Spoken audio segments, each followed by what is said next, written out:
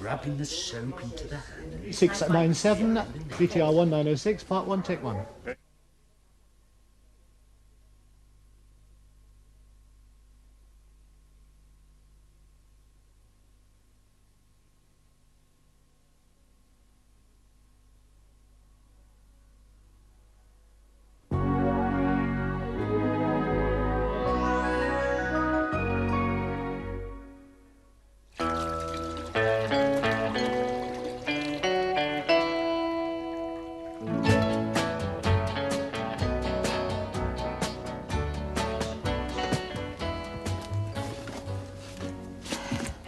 What's your problem, Sunshine?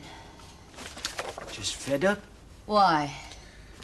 Well, Mac and Sid and all the trouble with the car. Oh, it'll pass, it'll pass.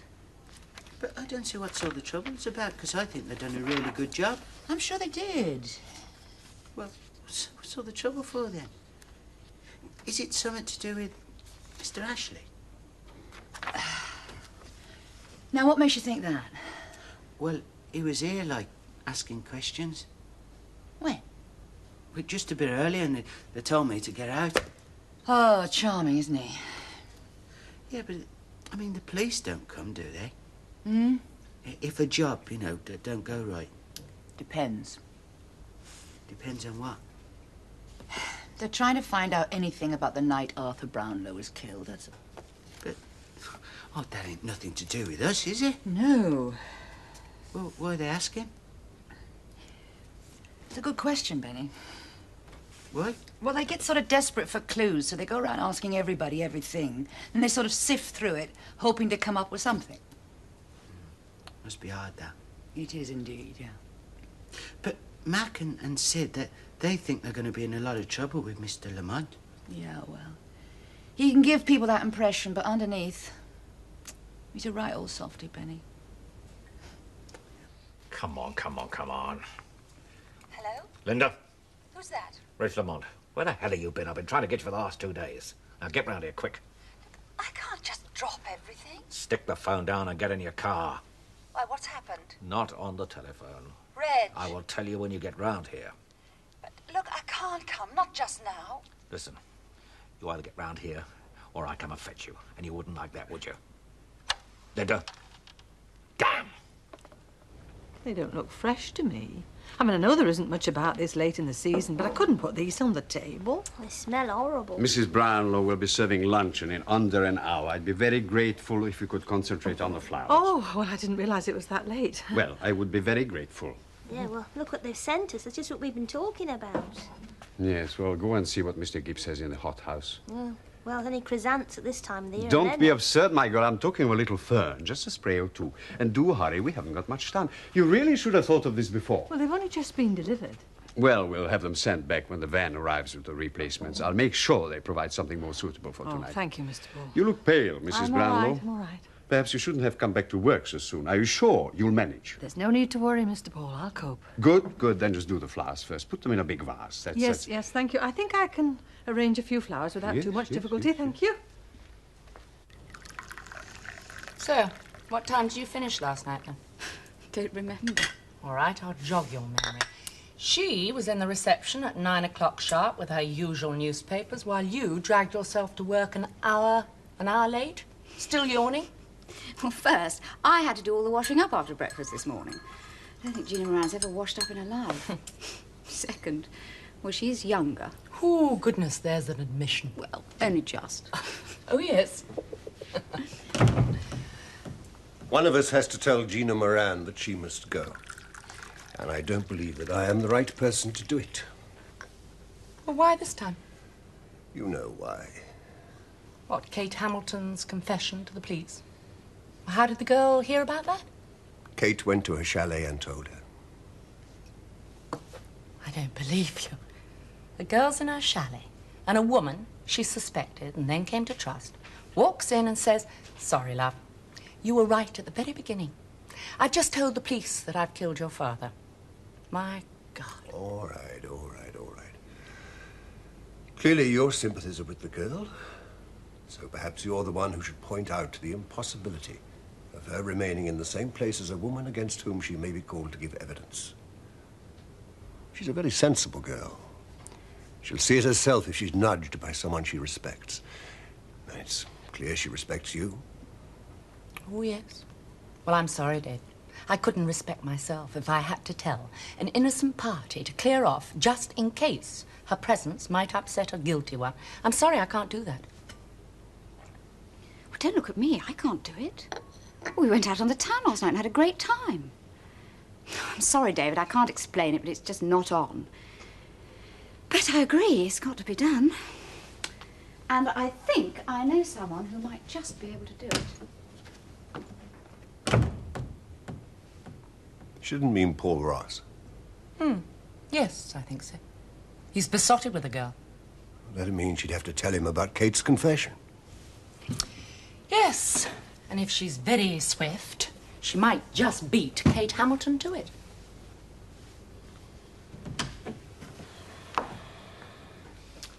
I mean, why did you have to give me that cock and bull story? God, that was a stupid thing to do. Not only have you hit the man, you have to drag me into it as well. I was terrified. You were terrified. Linda, the man is dead. The police are asking questions. Oh, they're not onto it, are they? Reg, they're not onto it. Well, they've taken statements from the two fellows at the garage who are working on the damage. But they think it was parking, don't they? And that is what they've told them. Once the fuss start picking away at that, that's no way that's going to stand up. Oh, Reg. Now, listen, when they get round to you and they start questioning you, don't try and wriggle out of it. You've got to come clean. No, I can't. What do you mean? I You haven't can't got face that. You haven't got a choice. But Ted comes back this weekend. The way things stand at the moment, that is the least of your worries. Well, I deny it. I'll say you were there with me. I'll say you were driving. It's only your word against mine. Linda, when I do something and I get copped, that is a risk I take. But there is no way that I'm going to carry the can for you. Not for something I didn't do. No way at all. Now, have you got that? Are you receiving me loud and clear? Good. I shouldn't have said that. No, you shouldn't. I didn't mean it, Reg. I'm glad to hear it. It's just that I've been in such a state. I haven't slept a wink since I read about him. I keep seeing him lying there, dead. It's an awful thing to know you've killed someone, Reg. What am I going to do? Well, you're going to give yourself a couple of days to settle down for a start. Don't go home. Why? Because if the police come and question you in this condition, you haven't got a chance. Where have you been the last 2 days? My sister's. All right. Go back there. Leave me a phone number. Here.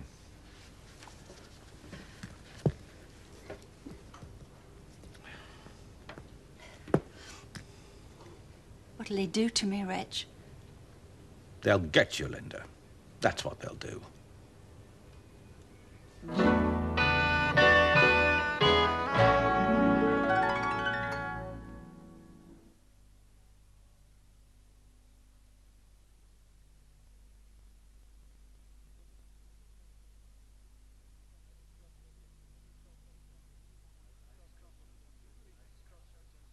This is Crossroads, episode 3697, VTR 1906, part 2. Take.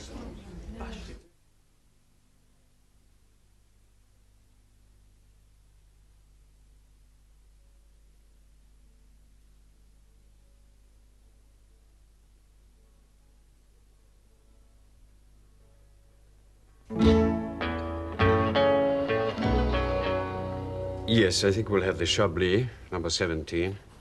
4 bottles, and please make sure it is the right temperature, all right, Mandy? Yes, Mr. Paul. Mrs. Brownlow, I must congratulate you on the floral arrangements. They were very beautiful. Oh, thank you, Mr. Certainly an improvement. Thank you. Mrs. Brownlow, I feel I owe you an apology. I was unnecessarily sharp this morning and really totally irresponsible. No. I mean, it was your first day back after losing your husband. It really was uncalled for.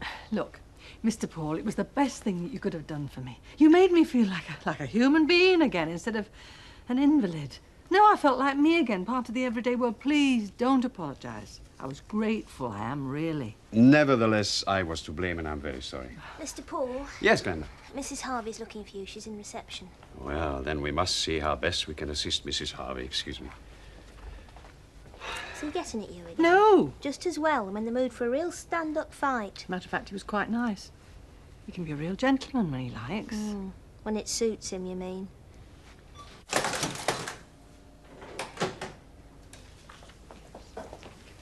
Yes, Mrs. Harvey. Paul, it's about Gina Moran. She might listen to you if you were to persuade Persuade her to do what?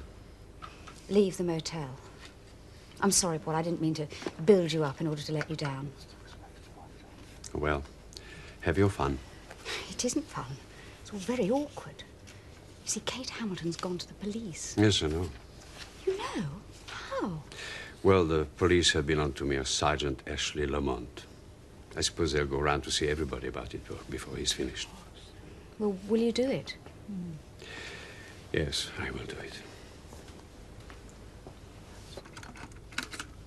Talk about complicated. Just listen to this.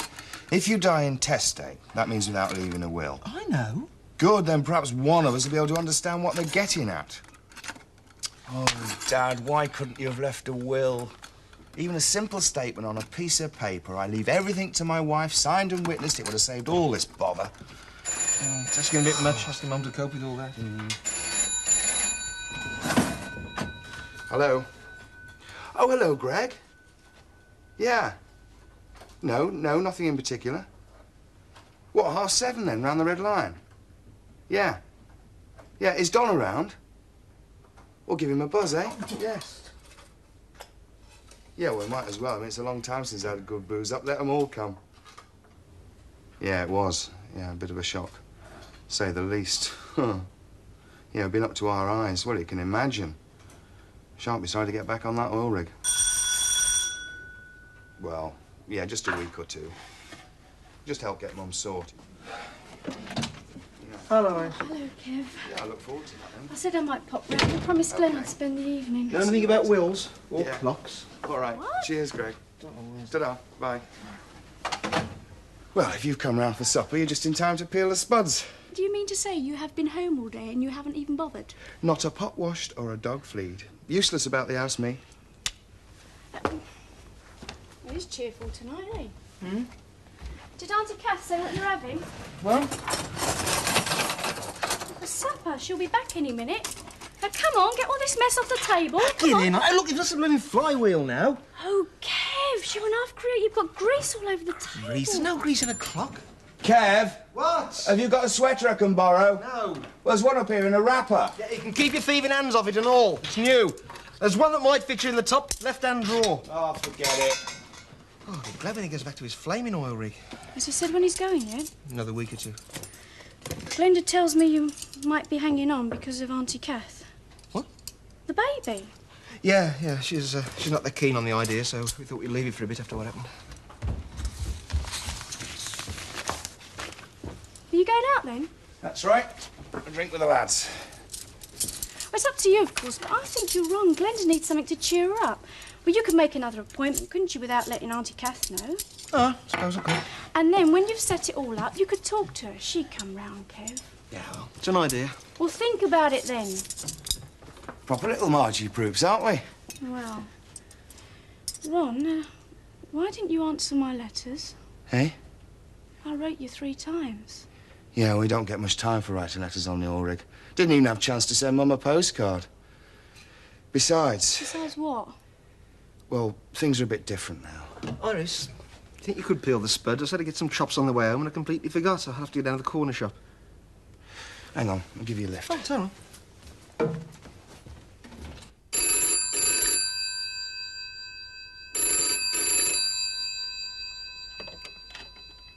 Hello? Hello. Yes, I did. I will, yes. Who is it? Paul. What do you want? Oh, look, just a minute. Come in.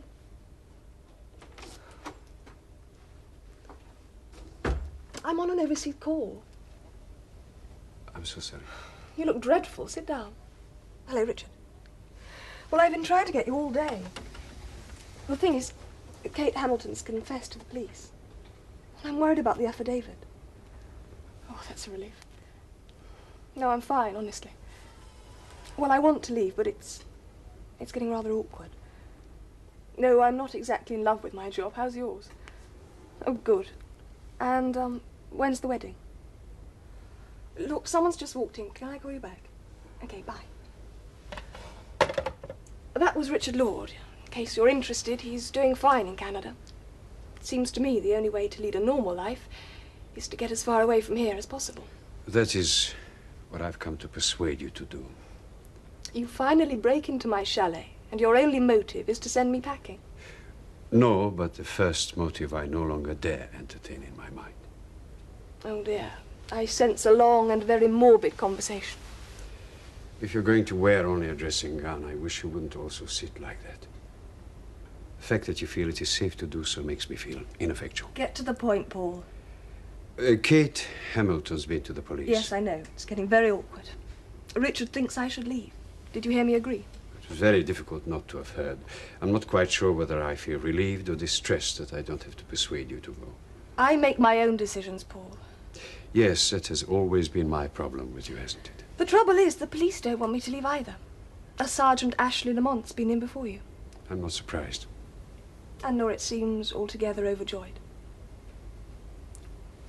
In here, I'm not. In here, I am. Unlike Richard Lord. Excuse me.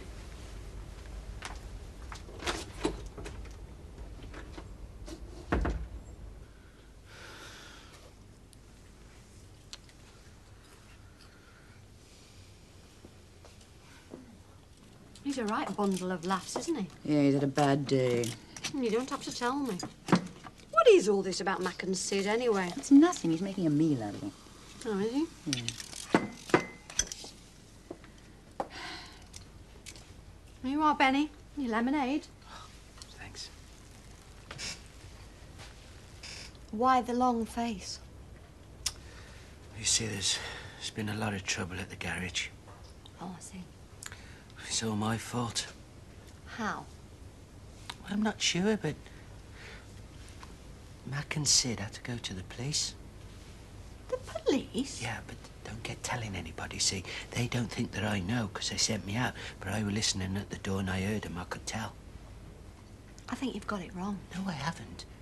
You see, they think the car they were working on was the car that do it, Mr. Brownlow. Sharon? What are you doing? Can you come in here for a minute? Don't get saying it. I mean, you saying all this rubbish. What do you want me for? What's all this about Mac and Sid saying the police? The police, oh, it's just a formality.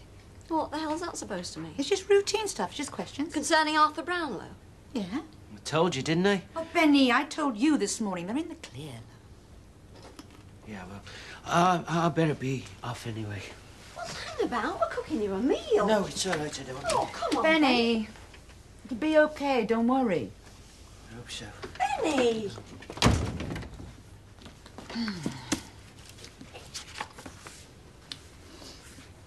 Will it?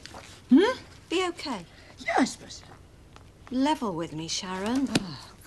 Is it possible that this is true? That Mac and Sid were working on the car that killed Arthur Brownlow? No, I have it on authority. Whose? Reg's. And you believe him? Yeah? And what about Ashley? What does he say about all this? Oh, now, there you have me. As far as work's concerned, the shutter's come down. Well, it would be one hell of a thing if it was true. Yeah. You're hedging. Well, nothing's certain in this world, is it? Reg was in that car, wasn't he? No, Di, I don't think he was. But he did bring it in for a service, didn't he? True. So if it was the car that actually Ashley's killed... going to have something he's been looking for a very long time. How do you mean? A real excuse to clobber his dad.